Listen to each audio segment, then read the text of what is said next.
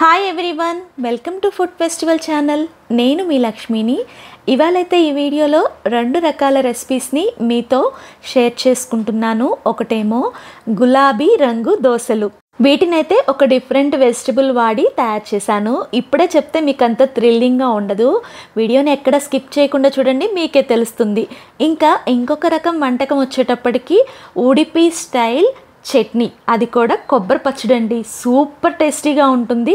Perfect Udupi style చట్నీని మాత్రం మీరు తయారు చేసుకోవాలనుకుంటే అస్సలు ఈ వీడియోని మిస్ చేయకుండా చూసేసేయండి. ఇంకా దోశ తుంచుకొని ఈ ఉడిపి స్టైల్ చట్నీతో తింటుంటే భలే యమ్మీగా ఉంది. ఇంకా దోశ తయారీ కోసం నేను ఇక్కడ పర్పుల్ కలర్ క్యాబేజీని వాడాను. ఈ క్యాబేజీ ప్లేస్లో మీరు నార్మల్ క్యాబేజీని కూడా వాడుకోవచ్చు. ఇక్కడ కలరే కాదండి, పర్పుల్ కలర్ క్యాబేజీలో బోలెడు విటమిన్స్, న్యూట్రియంట్స్ కూడా ఫుల్గా ఉంటాయి. అందుకని దీన్ని ఇలాగా సగం తీసుకొని శుభ్రంగా కడిగేసేసి స్లైసప్ చేసేసుకున్నాను. స్లైసప్ చేసుకోవటం వల్ల ఇది త్వరగా మిక్సీ పడుతుందని చెప్పని ఇలా స్లైసప్ చేసుకున్న క్యాబేజీ ముక్కలని ఒక మిక్సీ జార్లోకి వేసేసుకోండి. అలాగే దోశకి సరిపడా ఒక పావు టేబుల్ స్పూన్ క్రిస్టల్ సాల్ట్ కూడా వేసేసి దీనిలో వాటర్ వేసుకుంటూ దీన్ని ఎక్కడ ఒక్క పలుకు కూడా లేకుండా చాలా ఫైన్గా రుబ్బుకోండి. చూడండి, మిక్సీ పట్టుకుంటే ఇది మంచి వంగ పువ్వు రంగు కలర్లోకి వచ్చేసింది. భలే ఉందండి చూడటానికైతే. రుబ్బుకున్న దాన్ని ఒక మిక్సింగ్ బౌల్లోకి వేసుకున్న తర్వాత దీనిలో నా దగ్గర ఆల్రెడీ పులిసిన దోశపిండి ఉంది. దాన్ని 3 గరిటెళ్ళ నిండుగా వేశాను. ఈ దోశపిండి అనేది చాలా థిక్గా ఉందండి, కాబట్టి 3 గరిటెళ్ళు అయితే సరిపోతుంది. మీరు ఈ దోశలు పింక్ కలర్లో వేసుకోవాలి అనుకుంటే దోశపిండి అనేది కొంచెం ఎక్కువ వేసుకోండి. లేదు వంగ పువ్వు కలర్లో దోశలు వేసుకోవాలనుకుంటే దోశపిండి తగ్గించి వేసుకోండి. మిక్సీ జార్ని తొలిపి ఆ నీళ్ళని దీంట్లో వేసేసాను.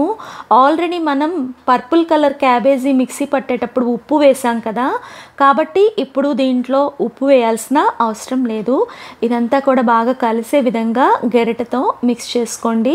చూడండి, దోశపిండి కన్సిస్టెన్సీ కొంచెం థిక్గానే ఉండాలి. ఇలా ఉంటే మనకి పర్ఫెక్ట్గా గులాబీ రంగు దోశలు వచ్చేస్తాయి.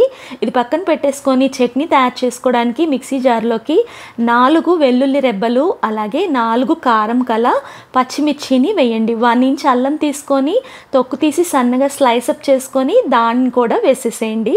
అలాగే ఒక అరచిప్ప పచ్చి కొబ్బరి తీసుకొని సన్నగా ముక్కలు తరిగి వాటిని కూడా వేసేసేయండి. 2 రెమ్మల వరకు ఫ్రెష్ కరివేపాకు, అలాగే 1/2 స్పూను జీలకర్ర, అలాగే 2 టేబుల్ స్పూన్ల వరకు పుట్నాల పప్పు, వేయించిన పప్పు అంటారు కదండి, వాటిని వేసేసేయండి. పుట్నాల పప్పు మాత్రం ఎక్కువ వేయకండి, టేస్ట్ మారిపోతుంది. పావు టేబుల్ స్పూను క్రిస్టల్ సాల్ట్ వేసేసి దీన్ని నీళ్లు వేసుకుంటూ ఫైన్గా రుబ్బేసుకోండి. చూడండి, చట్నీ మరీ లూజ్గా ఉండకూడదు, అలాగని టైట్గా ఉండకూడదు. మీడియం కన్సిస్టెన్సీలో ఇలా ఉంటే బాగుంటుంది. దీన్ని పక్కన పెట్టేసుకొని ఒక బాండీని స్టవ్ మీద పెట్టుకొని 2 టేబుల్ స్పూన్ల వరకు నూనె వేసుకొని దానిలో పావు టేబుల్ స్పూన్ వరకు ఆవాలు, పావు టేబుల్ స్పూను పచ్చెనగపప్పు, అలాగే పావు టేబుల్ స్పూను మినపగుళ్ళు, ఇవన్నీ కొంచెం వేగుతున్నప్పుడు పావు టేబుల్ స్పూన్ జీలకర్ర, 2 ఎండుమిరపకాయలు వేసేసి పోపుని స్లో ఫ్లేమ్లో బాగా రోస్ట్ చేసుకోండి. తర్వాత ఒక రెమ్మ కరివేపాకు కూడా వేసి దీన్ని బాగా వేపుకున్న తర్వాత మీకు ఇష్టం ఉంటే ఇంగువ కూడా వేసుకోవచ్చు. ఇప్పుడు వేగిన పోపుని రెడీ చేసుకున్న పచ్చట్లోకి వేసేసేయండి. అలాగే పోపు అంతా కూడా ఈ పచ్చట్లో బాగా కలిసే విధంగా గరిటెతో మిక్స్ చేసుకోండి. అంతేనండి, పర్ఫెక్ట్ ఉడిపి హోటల్ స్టైల్ కొబ్బరి పచ్చడి రెడీ అయిపోయింది. దోశకి ఇడ్లీకి కాంబినేషన్గా అద్దరిపోతుంది. ఇంకా గులాబీ రంగు దోశలు వేసేసుకుందామా? ఫస్ట్ అయితే పెనాన్ని వేడి పెట్టుకొని వాటర్ స్ప్రింకిల్ చేసేసుకోండి. అలా చల్లుకున్న నీళ్ళని ఒక టిష్యూతో తుడుచుకోవటం వల్ల దోశలు అనేవి పెనానికి అంటుకోకుండా వస్తాయి. మళ్ళీ ఒకసారి ఈ పిండినంతా గరిటెతో మిక్స్ చేసుకున్న తర్వాత మంటని సిమ్లో పెట్టేసుకొని పెనం మీద గరిటెడు పిండి వేసుకొని పిండిని ఈవెన్గా, అంటే ఎక్కడ హెచ్చు తగ్గులు లేకుండా బాగా స్ప్రెడ్ చేసుకోండి. అలాగే దానిపైనుంచి 1 టేబుల్ స్పూన్ వరకు నూనెని కానీ నెయ్యిని కానీ వేసేసి మీడియం ఫ్లేమ్లో ఉంచుకొని దోశ ఒకవైపు ఎర్రగా వేగిన తర్వాత చుట్టూతా దోశని అట్లకాడతో లూజ్ చేసుకొని రెండో వైపుకి తిప్పేసుకొని ఇంకొక 5 నిమిషాలు మీడియం ఫ్లేమ్లో రెండో వైపుకి కూడా చక్కగా ఉడికించుకోండి. ఇలా రోస్ట్ అయిన తర్వాత ఇంకా దీన్ని ప్లేట్లోకి వేసి సర్వ్ చేసుకోవడమే. కూరగాయలు మిక్సీ పట్టి దోసపిండిలో కలిపి దోశ వేస్తే దోశలు చాలా వరకు పెనానికి అంటుకుంటాయి. అందుకని వాటర్ స్ప్రింకిల్ చేసి టిష్యూతో క్లీన్ చేయటం మాత్రం ప్రతిసారి రిపీట్ చేయండి. అప్పుడు ఏంటంటే మీకు దోశలు అనేవి పర్ఫెక్ట్గా వస్తాయి. అలాగే దోశని మరీ హై ఫ్లేమ్లో కాకుండా మీడియం ఫ్లేమ్లో రోస్ట్ చేసుకోండి. అలా అయితే మీకు లోపల నుంచి కూడా దోశ అనేది పర్ఫెక్ట్గా ఉడుకుతుంది. ఎందుకంటే ఇవి నార్మల్ దోశలు కాదు కదండి, కూరగాయలు వేసిన దోశలు కాబట్టి బాగా లోపల నుంచి పర్ఫెక్ట్గా ఉడికితే పచ్చిదనం లేకుండా ఉంటాయి. ఇంకా అన్ని దోశల్ని కూడా ప్లేట్లోకి తీసేసుకొని ఇలాగా ఉడిపి స్టైల్ కొబ్బరి చట్నీతో సర్వ్ చేయటమే.